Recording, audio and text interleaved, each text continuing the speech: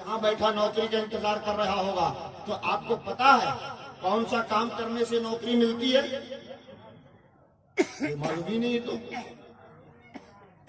آپ سعودی عرب نہیں جا پا رہے ہو، کیوں نہیں جا پا رہے؟ کیا مجبوریاں ہیں؟ سب کچھ ہے، پیسہ بھی ہے، جانے آنے کا کرایہ بھی ہے، سب کچھ ہے، لیکن نہیں جا پا رہے. تجارت آپ نے کر لیا، دکانیں کھول کر آپ بیٹھے ہوئے ہیں، بکری نہیں ہو رہی ہے، گاہک نہیں آ رہا ہے، برکت نہیں ہو رہی ہے. تو آپ پیر صاحب کے پاس جاتے ہو، آپ امام صاحب کے پاس جاتے ہو، آپ عامل صاحب کے پاس جاتے ہو کہ ہمارے دکان میں بکری نہیں ہو رہی ہے، مجھے سعودی عرب جانا ہے، ویزا نہیں آ رہا ہے، ہمیں نوکری نہیں مل رہی ہے. تو میرے دوستو، کسی کے پاس جانے کی ضرورت نہیں ہے، اپنے رسول کے فرمان کو سن لو. تمہارے نبی نے کہا الصلاۃ معراج المومنین، مومنوں کی کامیابی نماز میں ہے. نوجوانوں، تمہاری ترقی بازاروں میں نہیں، نماز میں ہے. اگر تمہیں کامیاب ہونا ہو تو نماز پڑھ لو. اگر تمہیں سعودی عرب جانا ہے، نماز کے پابند بن جاؤ. اگر تمہیں نوکری کی تلاش ہے، نمازی بن جاؤ. اگر دماغ کھولا ہے، برکتیں نہیں ہو رہی ہے، نمازی بن جاؤ. اگر بے روزگار ہو، اگر روزی چاہتے ہو تو نمازی بن جاؤ. میں نہیں کہہ رہا ہوں، یہ اپنے رسول نے کہا ہے کہ مسلمانوں، اگر تمہیں ترقی کرنا ہے تو نمازی بن جاؤ. اگر اعلیٰ مرتبہ حاصل کرنا ہے تو نمازی بن جاؤ. کیا بات ہے. ہم تو نمازیں پڑھتے نہیں، ہم تو نمازیں پڑھتے نہیں. ابھی کہیں سے قوالی کی خبر آ جائے، 50 کلومیٹر دور سے بھی اگر قوالی کی خبر آ جائے کہ فلاں جہاں قوال آ رہا ہے، اور ایک قوالہ آ رہی ہے، ایک عورت آ رہی ہے، ایک مرد آ رہا ہے، ہم چلے جائیں گے. آپ چلے جائیں گے 50 کلومیٹر اس ٹھنڈک میں قوالی سننے کے لیے، ہم اور آپ چلے جائیں گے. لیکن بغل میں مسجد ہے، مسجد کے مینار سے، مسجد کے مائک سے 5 وقت آوازیں آ رہی ہے کہ قوالی میں جانے سے تمہیں کامیابی نہیں ملے گی. ان گوائیوں کی قوالی سننے سے تمہیں کو کامیابی نہیں ملے گی، بلکہ مسجد کی طرف آؤ، تمہاری کامیابی دے گی. کیا بات ہے. سبحان اللہ، سبحان اللہ. آج ہمیں کیا ہو گیا؟ آج نوجوانوں کو کیا ہو گیا؟ جدھر فلاح ہے، جدھر کامیابی ہے، ہم ادھر نہیں جا رہے. جدھر گناہ ہے، جدھر جہنم کا راستہ ہے، اسی طرف ہم اپنے آپ کو جا رہے ہیں. تو میرے دوستو، اگر آج کے بعد سے، اب اس کے بعد سے اگر آپ کو کامیابی حاصل کرنا ہے تو یہ جو آپ کے محلے میں جو مسجد ہے وہ آپ کا گھر نہیں ہے. وہ جو مسجد ہے وہ آپ کا گھر نہیں ہے، وہ آپ کے پیدا کرنے والے کا گھر ہے. وہ خدا کا گھر ہے، وہ اللہ رب العزت کا گھر ہے. اس کا کہنا ہے کہ جو میرے گھر میں جھک گیا، جو میرے گھر میں آ کر جھک گیا، پھر دیکھو تمہاری منزل کہاں ہے، پھر کامیابی تمہارے قدموں پر چومے گی. تو مسلمانوں، جلسہ بڑی شوق سے ہم کرتے ہیں، نعت خوانوں کو ہم بہت شوق سے سنتے ہیں، بڑے بڑے خطیب اور اچھے مقرر کو بہت شوق سے ہم منگاتے ہیں، اور گھنٹہ بھر بیٹھ کر سنتے تو ضرور ہیں، لیکن جو باتیں سنتے ہیں یہی چھوڑ کر چلے جاتے ہیں. تقریر آدھے گھنٹے کی ہو، تقریر 15 منٹ کی ہو، نعت خوانی 10 منٹ کی ہو، لیکن جو بات سمجھ میں آ جائے اس کو عمل کو اتار لینا چاہیے. یہ بیان شریف کے لوگوں، یہ چند باتیں میں نے آپ کی بارگاہ میں عرض کر دیا.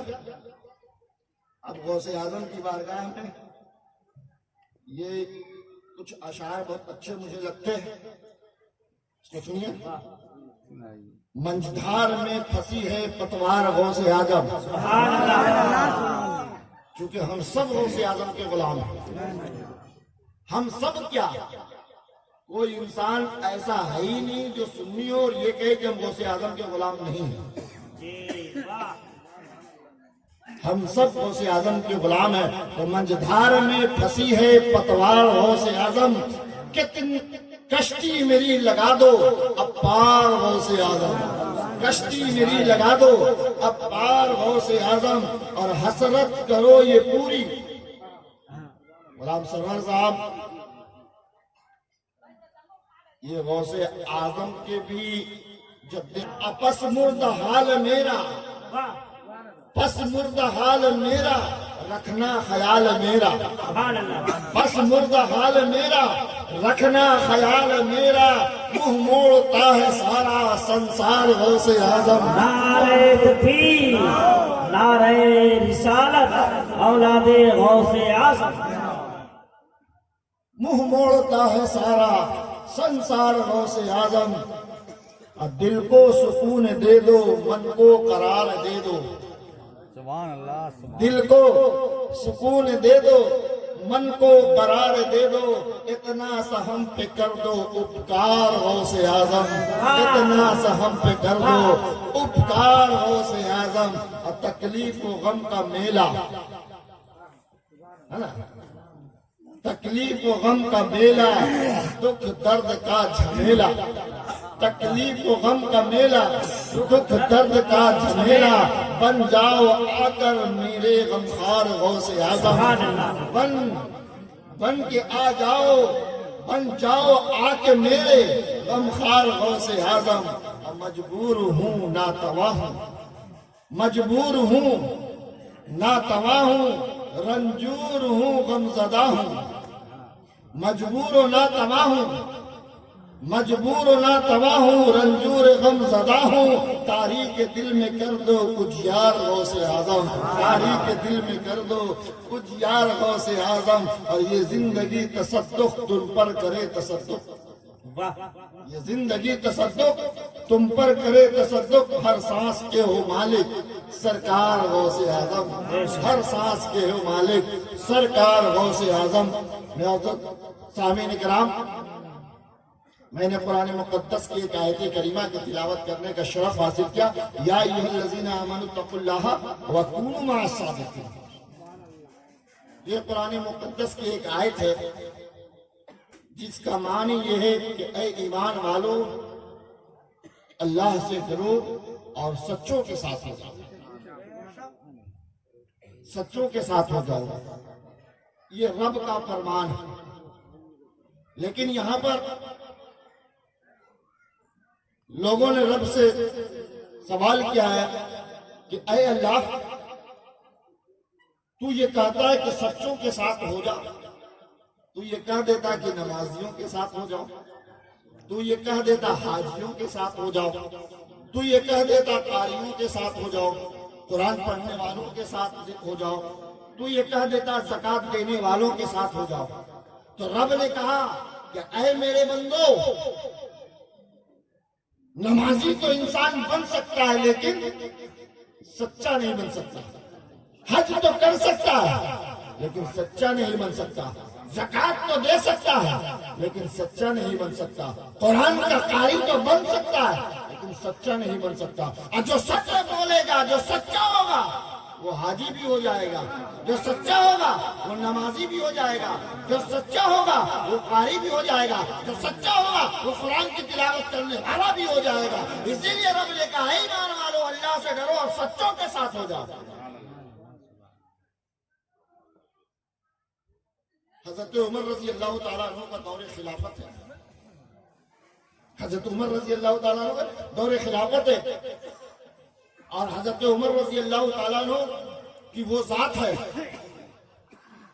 کہ اللہ کے پیارے رسول صلی اللہ تعالیٰ علیہ وسلم کا فرمان ہے کہ اگر میرے بعد کوئی نبی ہوتا تو وہ عمر ہوتے لیکن میں آخری نبی ہوں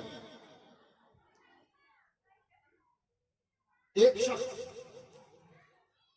اللہ کے پیارے رسول صلی اللہ تعالیٰ علیہ وسلم کے پاس آیا یا رسول اللہ میں ایمان لانا چاہتا ہوں آقا نے کہا پڑھ لو کلمہ کہا نہیں کلمہ پڑھنے سے پہلے میں کچھ شرائط آپ کے پاس رکھوں گا آپ میری شرائط کو قبول کر لیں گے تب میں ایمان لاؤں گا میرے آقا نے پوچھا بتاؤ کیا شرائط ہے تو اس شخص نے کہا یا رسول اللہ اسلام کی بنیاد 5 چیزوں پر ہے اسلام کی بنیاد 5 چیزوں پر ہے کلمہ پڑھو مسلمان ہو جاؤ اور جب مسلمان ہو جاؤ تو نماز بھی پڑھنا ہے روزہ بھی رکھنا ہے حج بھی کرنا ہے زکوٰۃ بھی دینا ہے یا رسول اللہ کلمہ پڑھنے کے بعد صرف میں ایک کام کروں گا یہ شرط ہے ہماری صرف میں ایک کام کروں گا کلمہ پڑھنے کے بعد چاہے تو آپ مجھے نماز پڑھنے کی اجازت دے دیں तो रोजा नहीं रखूंगा, हज नहीं करूंगा, ज़कात नहीं दूंगा। चाहे आप ज़कात देने के लिए कह दे तो रोजा नहीं रखेंगे, नमाज नहीं पढ़ेंगे, हज नहीं करेंगे। चाहे हज करने के लिए कह दे तो बकाया 3 अरकान नहीं करेंगे, बस एक अमल करेंगे। तो अल्लाह के प्यारे रसूल सल्लल्लाहु ताला अलैहि वसल्लम ने कहा कि कलमा पढ़ लो और सच बोला करो। सुभान अल्लाह, नारे तकबीर, अल्लाहु अकबर। नारे कलमा पढ़ लो रिसालत। और सच बोला करो। मेरे आका ने कुछ नहीं कहा। जब वो शख्स कलमा पढ़कर बाहर निकला, सहाबा इंतजार में बैठे हुए थे कि इसकी कौन सी शर्त अल्लाह के प्यारे रसूल कबूल करते हैं। जब वो कलमा पढ़कर निकला, सहाबा ने पूछा कौन सी शर्त तुम्हारी मंजूर हुई? उसने कहा अल्लाह के रसूल ने मेरी कोई भी शर्त कबूल नहीं की। क्या मतलब? तो अल्लाह के रसूल ने सिर्फ कहा कि सच बोला करो। तो सहाबा ने कहा कि अगर तुझे अल्लाह के रसूल नमाज पढ़ने के लिए बोलते तो ये आसान था, अगर अल्लाह के प्यारे रसूल तुझे रोजा रखने के लिए बोलते तो ये आसान था, अल्लाह के रसूल अगर तुम्हें हज करने के लिए बोलते तो ये आसान था, अल्लाह के रसूल अगर ज़कात देने के लिए बोलते तो ये आसान था। लेकिन जब रसूल ने कह दिया कि सच बोलो, ये बड़ा मुश्किल काम है, ये बहुत मुश्किल काम है। तो वो शख्स ने कहा कि ये मेरे लिए आसान है, ये मेरे लिए आसान है। सहाबा ने कहा ठीक है। अब सहाबा मस्जिद की तरफ जा रहे हैं, वो बैठा है, क्योंकि नबी ने कहा नहीं, सब सिर्फ सच बोलने के लिए कहा। 2-3-4 महीना गुजरा। अब लोग जुम्मा की नमाजें पढ़कर पूरी मस्जिद से पूरा गांव मोहल्ला निकल रहा है, वो उधर से चला आ रहा है। साहबा ने पूछा तुमने जुम्मा पढ़ी? तो ख्याल आया हाँ बोल रहे। फिर ख्याल आया नहीं, अल्लाह के रसूल ने सच बोलने के लिए कहा। ना बोलते हुए शर्म आती है कि पूरा मोहल्ला जुम्मा पढ़कर आ रहा है और हम जुम्मा नहीं पढ़ा। अगर ना बोलेंगे तो शर्त यह है कि सच बोलना है, ये झूठ में शुमार हो जाएगा। और अगर ना बोलेंगे, बोल देंगे हाँ, तो ये गलत हो जाएगा, ना बोलेंगे तो झूठ हो